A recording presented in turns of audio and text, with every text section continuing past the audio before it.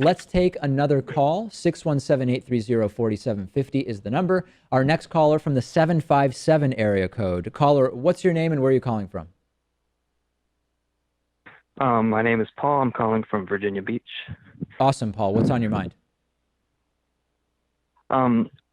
So I voted for Bernie in the primary. Yep. And back in the day, I loved the idea of a tuition-free college system. But the more I've thought about it, the more I'm just thinking, like, should we put more emphasis on the K through 12 education, making the high school diploma worth what it was, I don't know, in like the 1960s, 70s, especially now that we're heading towards a more autonomous era where you're going to see a lot of jobs, just not be able to be filled. Yeah. I was wondering your thoughts on that. Well, you're thinking about this in the right way, which is it's not just about the cost of college. It's also about what are your earnings expectations based on what field you go into in college. What is the value of and or necessity of different levels of education? You're tying in automation, which is something that neither Hillary Clinton nor Donald Trump really wanted to talk about during the campaign. So you're thinking about this in sort of a multifaceted way, which is absolutely right. I believe that at this point, even if the United States unilaterally said, we are going to focus on improving K through 12 education, particularly with automation, it's not going to be as necessary it's not going to be as good of an investment even to go in and get a 4-year college degree because so many jobs are going to be replaced by machines anyway. Let's improve K through 12 so that then people can just be ready to go right into the workforce when they graduate. It's a nice idea, Exactly. But if the U.S. unilaterally did that and poured more money into K through 12 education, didn't worry about subsidizing or covering tuition at state schools, as Bernie Sanders talked about, other countries are not going to change their approach in terms of education and bachelor's degrees, master's degrees, PhDs, et cetera.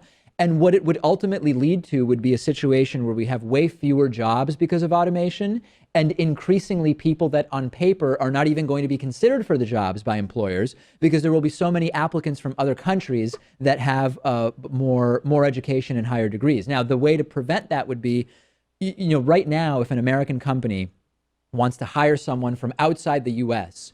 and give them legal work status, they have to say, we've done an open and full search to fill this position, and we've determined that this candidate from another country is the best qualified person above and beyond people in the United States.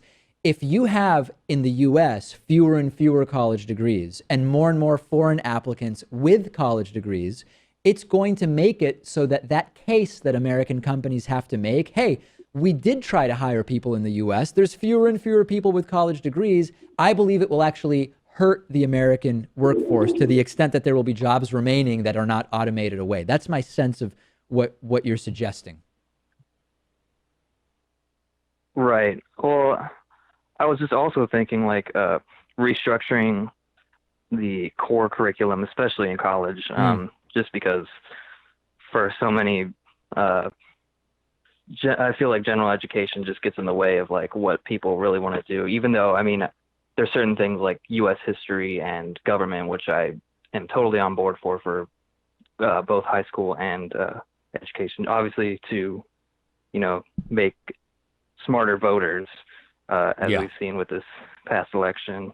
And why not add critical thinking back into the curriculum, by the way? Critical thinking, which is missing from so many. I think that's a different conversation. I think we could probably pick classes that are part of core curriculums, which we could maybe argue, are these really the best classes? But bigger picture, I don't think that that's the lowest hanging fruit here. Thank you so much for the call. I really, really appreciate it. Very, very interesting. And you're thinking about this in absolutely the right way. That is going to do it as far as calls go this week. We are out of time, but we will take calls again very, very soon. And I look forward to hearing from more of our viewers. The number is and will continue to be 617-830-4750. And you can also go to davidpakman.com/donate to check out the Indiegogo fundraiser that we are in the middle of. I hope you will contribute.